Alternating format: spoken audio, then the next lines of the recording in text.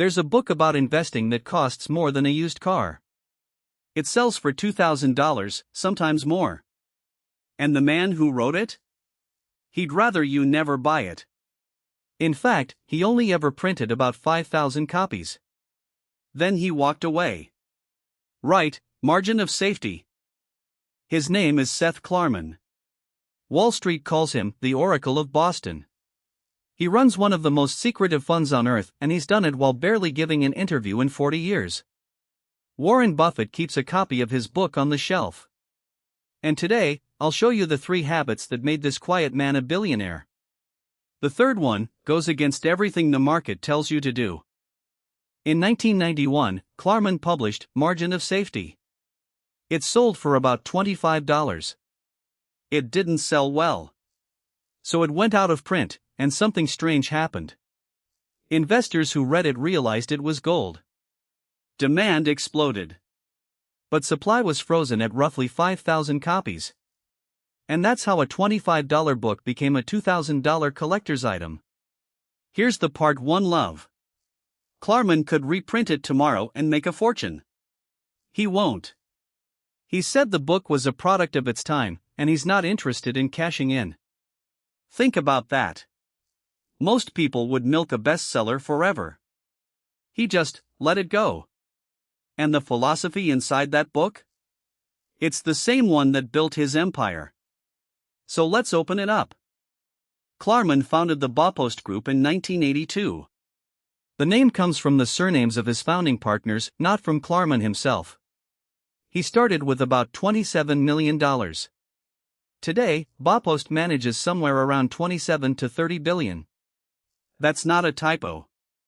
27 million to 27 billion. But here's what makes him different. When Klarman can't find bargains, he doesn't force it. He holds cash. Sometimes 30, even 40% of the fund sits in cash, waiting. Draw, no bargains hold cash, wait, bargain appears, strike hard. Now, most fund managers would get fired for that. Investors pay fees to be invested, right? Cash feels lazy. It feels like doing nothing. But Klarman understands something deep. Cash isn't nothing. Cash is a loaded gun, waiting for the right target. Right, cash is optionality. When the 2008 crash hit, Baupost had the cash to buy when everyone else was forced to sell. That's not luck. That's patience, loaded and ready. Most of Wall Street plays a game called relative returns. If the market drops 20% and you only drop 15%, you won. You beat the benchmark. Klarman thinks that's insane. Losing money is still losing money. He plays for absolute returns. The question isn't, did I beat the S&P? The question is, did I protect my client's capital? And over roughly 4 decades, Baupost has rarely had a down year. His long-term annualized returns have reportedly run in the mid to high teens, while holding piles of cash the whole time. Let that sink in. He beat the market, while often being half in cash. That's like winning a race with one shoe on. How? Because when he does swing, he swings at fat pitches, deeply mispriced assets others are too scared to touch.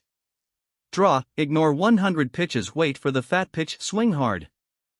Here's the hardest lesson Klarman teaches. And it's not about analysis.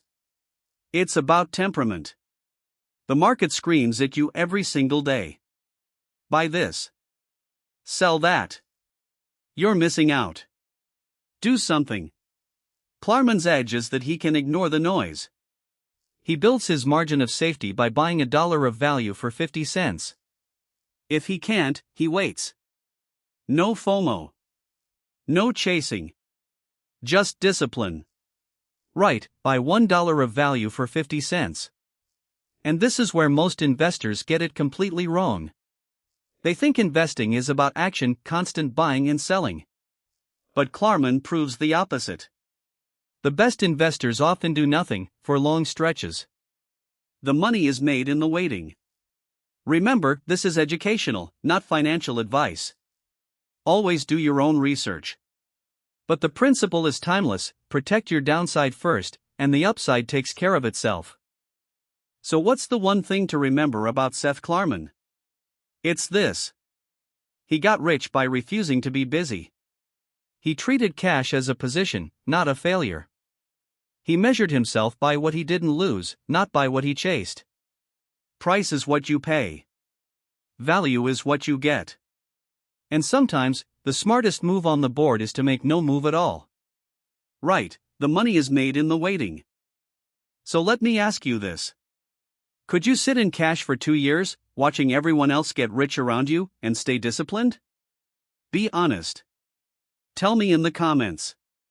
And if this changed how you think about patience, hit subscribe. We do this every single day. Tomorrow, we're breaking down a company that Buffett almost bought, and why he walked away at the last second.